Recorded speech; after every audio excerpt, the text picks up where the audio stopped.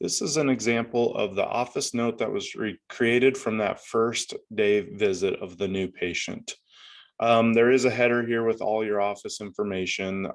So I kind of scrolled down past that, but it starts off with the subjective complaints that you diagnosed that they had low back pain radiating in the right leg.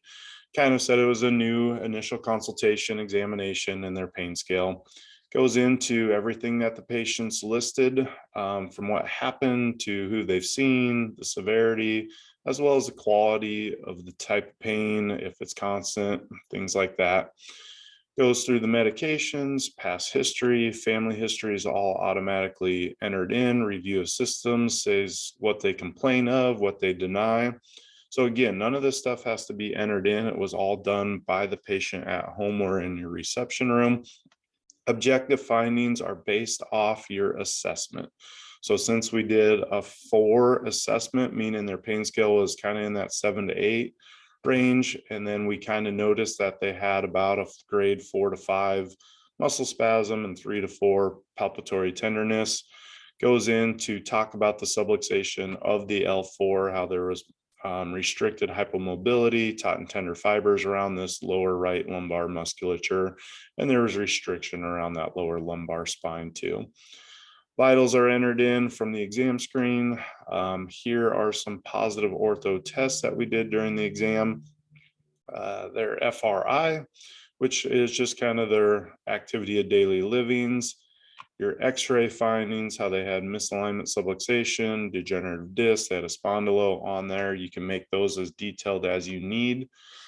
Assessment, diagnoses, and then your plan. Just kind of talks about you did an examination, x-rays, did a chiropractic spinal manipulation, and we performed intersegmental traction as a PT. And it'll always say the manual manipulations were performed at based off your subluxation listing. So if you had 3 subluxations, let's just say L4, C5, T2, it would list that. Or even if you had an upper extremity with right wrist pain and you had right wrist as a subluxation, it would say manual manipulation was performed at L4 and right wrist. And then you have your plan of care, and these are all customizable based off your favorites, but this is what we do in our office. Is we wanted to see this patient 60 days, but we're going to do a re-examination after 30 days, and we're going to start off seeing them 3 times a week. Prognosis is good. We're going to order chiropractic manipulations, intersegmental tractions.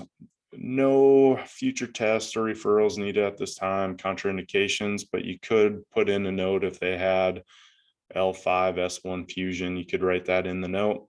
And then you have your specific goals. So our short-term goal, we want to improve the walking. And a long-term goal, we also want to get the walking down to a 1.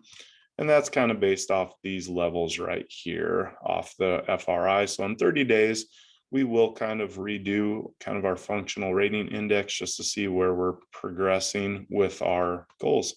And that's an example of a note at the end of the first day with a new patient.